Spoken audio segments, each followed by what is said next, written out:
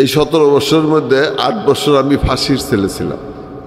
ফাঁসির ছেলে যারা থাকে সেটা একটা ভয়াবহ অবস্থা। 18 সাল থেকে ফাঁসির ছেলে ছিলাম। আমার পরিবার পরিজনের সাথে কার সাথে আমার দেখা করতে দেওয়া হয় নাই 20 সাল থেকে। তো তারপরেও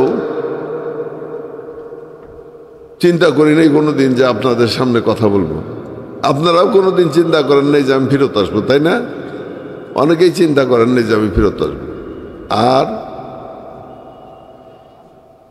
আমার পরিবারের সদস্যরাও চিন্তা করে নেই যে ফেরত আসবে। কিন্তু 18ই আগস্ট আমাদের মামলা হাইকোর্টে রায় দেওয়ার কথা ছিল।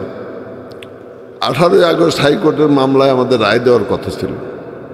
রায় হইলে 3-4 মাস পরে হয়তো আমাদেরকে মৃত্যুদণ্ড দিয়ে দিত।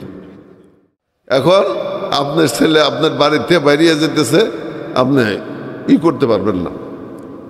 রাত্রি 10টায় আসতেছে, 12টায় আসতেছে, কোনো সময় জিজ্ঞেস করেন না বাবা কোথায় গেলা, এত রাত্রি করে কেন ফিরলা? জিজ্ঞেস করেন কি? অনেকেই জিজ্ঞেস করেন না। কাজেই আমাদের সন্তানদেরকে গড়ে তুলতে হলে আমাদেরকে গড়ে তুলতে হবে। ছোটবেলার থেকে আমাদেরকে গড়ে তুলতে হবে, তাদেরকে ইসলামিক কিছু শিক্ষা দিতে হবে। স্কুলে পড়ুক, কলেজে পড়ুক, যেখানেই পড়ুক, কিন্তু ছোটবেলাটুকু যাতে আমাদের ইসলামী শিক্ষায় আমরা শিক্ষিত করতে পারি সেই দিকে আপনার লক্ষ্য রাখতে হবে।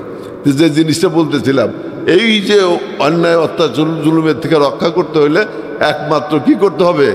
সকলকেই 5 ওয়াক্ত নামাজ পড়তে হবে। রাজি আছেন আপনারা? তাহলে আজকে আপনার দোয়া করি, আপনারা মনে মনে সবাই আল্লাহর কাছে ক্ষমা চান যে আমরা এই বিগত দিনে যত ভুল করেছি, অন্যায় করেছি, অত্যাচার করেছি, জুলুম করেছি, মানুষের হক মেরে খেয়েছি, এটা কিন্তু আল্লাহ মাফ করবে না। তো নামাজ পড়ি নাই, সেই জন্য পরম করুণাময় আল্লাহর কাছে ক্ষমা চাই। আল্লাহ তাআলা আমাদেরকে ক্ষমা করে দিবেন। কি বলেন? কিন্তু আগামী কাল থেকে যাতে আমরা 5 ওয়াক্ত নামাজ পড়ি এই ওয়াদা করে যাই আজকে। কি বলেন আপনারা? হাত তুলে দেখান যে কালকে থেকে নামাজ সবাই পড়বেন, 5 ওয়াক্ত নামাজ পড়বেন সবাই। যুবক ছাত্র যারা আছে প্রত্যেকেই 5 ওয়াক্ত নামাজ আদায় করবেন। এইটা আপনাদের কাছে অনুরোধ রেখে আমি আমার কথা শেষ করছি। এই কারণেই যে যেহেতু হুজুর বলবেন, আরেকটি কথা বলতে চাই। আমি তো মৃত্যুর মুখে থেকে ফিরে আসছি, তাই না? মৃত্যুর মুখে থেকে ফিরে এসছি। আগে এমপি ছিলাম, মন্ত্রী ছিলাম। আপনারা কেউ কোনোদিন কইতে পারবেন না যে কাউরে চাকরি দিয়া, কাউরে জুলুম করে, কারোর কাছ থেকে কোনো টাকা পয়সা অর্জন করছি কি? একটা প্রমাণ কেউ দিতে পারবে না। কাজেই এখন মৃত্যুর কাছাকাছি চলে আসছি। আমি আগামী যতদিন বেঁচে থাকবো আপনাদের জনগণের খেদমত করার জন্য কাজ করব, আপনাদের কাজ করার জন্য কাজ করব, আপনাদের বিপদ আপদে আপনাদের পাশে থাকার চেষ্টা করব। 1 নম্বর। 2 নম্বর, যাতে ইসলামিক ধ্যান ধারণায় আমরা চলতে পারি সেই কাজটুকু করার চেষ্টা করব। সেই জন্য আপনাকে অনুরোধ করি আপনারা সবাই আমার সাথে থাকবেন, আমি আপনাদের সাথে থাকব। ঠিক আছে? আপনাদেরকে অনুরোধ করি যে আগামী দিনে আমার বিপদ আপদ বিভিন্ন কাজকর্মে আপনারা আমার সাথে থাকবেন তো ভাইয়ের আমার? এবং বাংলাদেশেরও বিভিন্ন জায়গায় যারা আমাকে চিনেন তারা আমার জন্য দোয়া করেছেন, তাহাজ্জুদের নামাজ পড়ে দোয়া করেছেন, কান্নাকাটি করেছেন, তাই না? এবং মা বোনেরাও দোয়া করেছেন, কান্নাকাটি করেছেন, আমার জন্য রোজা রেখেছেন। সেই কারণে পরম করুণাময় আল্লাহ তাআলা আপনাদের দোয়া কবুল করেছেন এবং আমাকে আল্লাহ মুক্ত করে দিয়েছেন। এই জন্য আমি 1000বার আল্লাহর কাছে শুকরিয়া আদায় করি। আলহামদুলিল্লাহ। আপনারা জানেন আমরা এই 17 বছরের মধ্যে 8 বছর আমি ফাঁসির ছেলে ছিলাম। ফাঁসির ছেলে যারা থাকে সেটা একটা ভয়াবহ অবস্থা। 18 সাল থেকে ফাঁসির ছেলে ছিলাম। আমার পরিবার পরিজনের সাথে কার সাথে আমার দেখা করতে দেওয়া হয় নাই 20 সাল থেকে। তো তারপরেও চিন্তা করি নাই কোনোদিন যে আপনাদের সামনে কথা বলবো।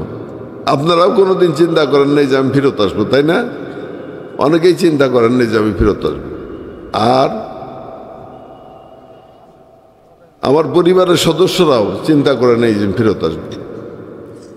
কিন্তু তারিখ 18ই আগস্ট আমাদের মামলা হাইকোর্টে রায় দেওয়ার কথা ছিল। 18ই আগস্ট হাইকোর্টের মামলায় আমাদের রায় দেওয়ার কথা ছিল। রায় হইলে 3-4 মাস পরে হয়তো আমাদেরকে মৃত্যুদণ্ড দিয়ে দিত। এবং দেখেন কিরকম আল্লাহর কুদরত, আমরা মৃত্যুর দিন গুনছিলাম আর কান্নাকাটি করতেছিলাম। তো দেখেন হঠাৎ 5ই আগস্ট সরকারের পতন হলো, তার 6 মাস পর 6-7 মাস পর আইনি লড়াইয়ের মাধ্যমে আমরা মুক্তি পেলাম। একটি সম্পূর্ণরূপে মিথ্যা মামলায় কিন্তু এই 17টি বছর কারাগারে ছিলাম। তো সেই জন্যই বলি যে একমাত্র পরম করুণাময় আল্লাহ তাআলা রহমতেই মুক্তি পেয়েছি। তাছাড়া আর কোনো শক্তি ছিল না যে আমাদেরকে, আমার সাথে যারা ছিল আমাদেরকে মুক্ত করে, কারাগার থেকে মুক্ত করে ফেরত আনে, একমাত্র আল্লাহর রহমত। কাজেই আমি সবসময় বলি যে আপনারা সবসময় আল্লাহর উপরে নির্ভর করবেন। পরম করুণাময় আল্লাহ তাআলা ইচ্ছা করলে আমাদের সব করতে পারে। আপনাদের দেখেন আমাদের আহার যোগায় কি আল্লাহ যোগায় না? আমাদের আহার, খাদ্য, বাসস্থান এগুলো কে যোগায়? আল্লাহ যোগায়। কাজে আমাদের অন্যের উপরে নির্ভর হওয়া ঠিক না। আমরা যদি সবসময় আল্লাহর উপরে নির্ভর হই সেটা আমাদের জন্য অত্যন্ত প্রয়োজনীয়, নাকি? আল্লাহর উপরে নির্ভর করতে হবে তো আমাদের, তাই না? সেই কারণে আমি বলতে চাই যে আপনারা সকালেই আল্লাহর উপরে ভরসা করবেন। আল্লাহ আমাদের সকল পথ দেখাইতে পারে। আমি অবশ্য বিভিন্ন সবাই গিয়ে কিছু হাদিস সম্পর্কে কথা বলি, যেহেতু রাত্রি অনেক হয়ে গেছে, আমাদের হুজুর প্রধান বক্তা এসে গেছে, তারা উনি বক্তৃতা দিবেন। আমি এই জন্য সময় নষ্ট করতে চাই না। তারপরে 2-4টা কথা আমি আপনাদেরকে বলবো। আমি তো সবাই অনেক হাদিসের উপরে কথা বলি, সেগুলা বাদ দিয়া আমি 4টা জিনিসের উপরে একটু কথা বলি আজকে। 1 নম্বর হয়েছে, আল্লাহ তাআলা বলেছেন, তোমরা আমাকে স্মরণ করো, আমি তোমাদেরকে স্মরণ করব। এটা সূরা বাকারা 52 নম্বর আয়াত। আল্লাহ তাআলা কি বলেছেন? তোমরা যদি আমাকে স্মরণ করো, আমি তোমাদেরকে স্মরণ করব। কথাটা কি বুঝতে পারছেন? আল্লাহকে যদি আমরা ডাকি, আল্লাহ কিন্তু আমাদেরকে ডাকবেন, আমাদেরকে কথা স্মরণ করবেন। 2 নম্বর কথা বলতে চাই, এগুলো কোরআনের কথাই আর কি। তোমরা যদি দোয়া করো, আমি কবুল করব। আপনারা যদি দোয়া করেন তাহলে আল্লাহ তাআলা দোয়া কবুল করবে, কিন্তু তার মতো পরিবেশ লাগবে, নাকি? আরেকটি কথা বলতে যে তোমরা যদি শুকরিয়া আদায় করো, আমি অবশ্যই তোমাদের রিজিক বাড়িয়ে দেব। শুকরিয়া আদায় কোনটা কয়? আমাদের চোখ দিছে, কান দিছে, হাত দিছে, পাও দিছে, রোজগার করার ক্ষমতা দিছে, কামাই রোজগার করে খাইতেছি, চলাফেরা করতেছে, আমাদের সন্তানাদি আছে। এটা আল্লাহর রহমত না? এটা আল্লাহ দিছে না? এর জন্য যদি আমরা শুকরিয়া আদায় করি, আল্লাহ তাআলা কি করেছেন? বলেছেন যে আমি রিজিক বাড়াই দেব, নাকি? তো এটাও কিন্তু কোরআনের কথাই। আরেকটা কথা হইল যে 4টা জিনিস আমি বলবার ছিলাম। তোমরা যদি ক্ষমা প্রার্থনা করো, ক্ষমা প্রার্থনা করবো, তাহলে আল্লাহ তাআলা ক্ষমা করে দিবেন, শাস্তি দিবেন না। এই 4টা জিনিসে আল্লাহ তাআলা আমাদের উপরে, আমরা যারা আল্লাহর বান্দা, আমাদের জন্য বলেছেন যে এটা যদি তোমরা ক্ষমা প্রার্থনা করো, তাহলে আমরা আল্লাহ তাআলা ক্ষমা করে দিবেন এবং শাস্তি দিবেন না। তাহলে আমরা এই মাহফিলে যারা আছি আজকে, আমরা সারা জীবনে অনেক ভুল ত্রুটি করেছি, করি নাই? অনেক ভুল ত্রুটি করেছি। আমাদের জীবনে অনেক গুনাহ আছে, অনেক পাপ আছে, যেটা জানা অজানা আছে, তাই আছে না? তা আমরা যদি সকলে মিলে আল্লাহর কাছে ক্ষমা চাই, ক্ষমা করবেন আল্লাহ? হ্যাঁ, তো আল্লাহ ক্ষমা করবেন, কিন্তু আল্লাহর ক্ষমা করার করবেন, কিন্তু আমাদের তো আল্লাহর প্রতি কিছু করণীয় আছে নাকি? কি করণীয় সেটা? আমাদেরকে হালাল হারাম বাইসা খেতে হবে, হালাল হারাম সম্পর্কে আমাদের ধারণা রাখতে হবে। এক।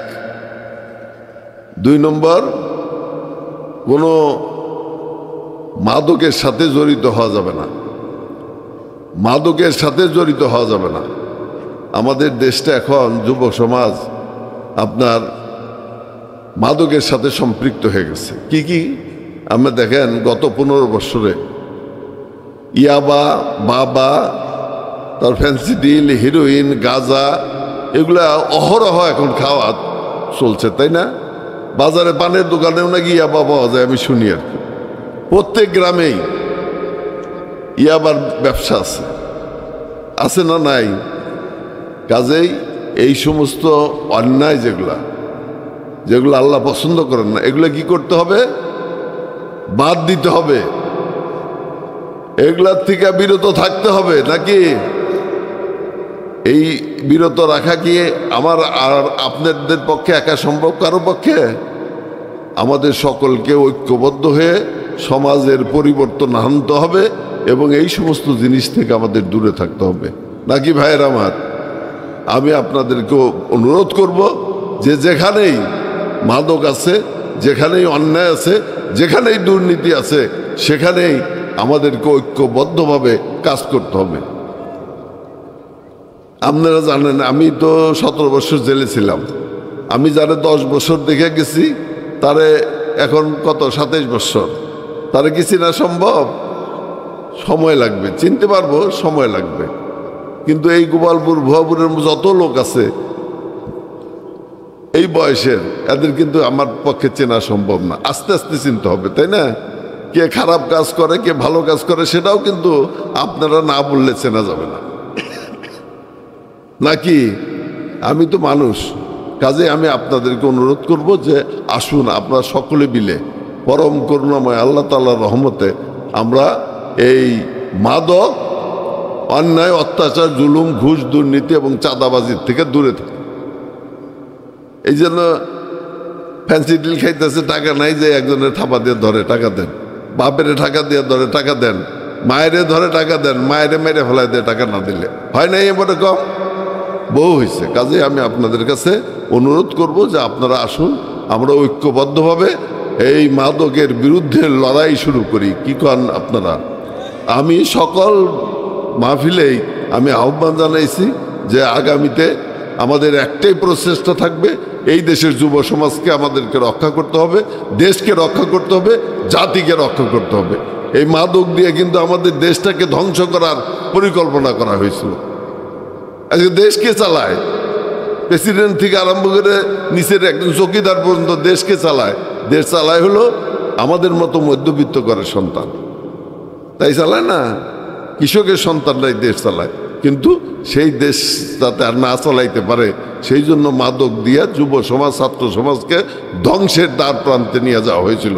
আর বিদেশ থেকে লোক এটা চাকরিতে ঢুকানো হচ্ছিল। আমাদের ছেলেরা মাদকে আসক্ত হবে আর বিদেশি লোকরা এসে এনে চাকরি করবে, এইটা ছিল পরিকল্পনা। তাহলে আস্তে আস্তে কি হইতো? দেশটা ধ্বংস হয়ে যেত, দেশটা একবারে ধ্বংস হয়ে যেত। আজকে ইন্ডিয়া দেখেন না, মসজিদ ভেঙে দিতেছে, মুসলমানদের উপর অত্যাচার চলতেছে না? আমাদেরও কিন্তু এইরকম অবস্থার সৃষ্টি হয়ে যেত। কাজেই পরম করুণাময় আল্লাহ তাআলা ছাড় দেন, ছেড়ে দেন না। ফেরাউন্ডে ছাড়ে নাই, নমরুদে ছাড়ে নাই, ঠিকভাবে বিভিন্ন দেশের এরকম স্বৈরাচারী আচরণ যারা করছে সেই সমস্ত সরকারকেও ছাড়ে নাই, আমাদের সরকারকেও ছাড়ে নাই।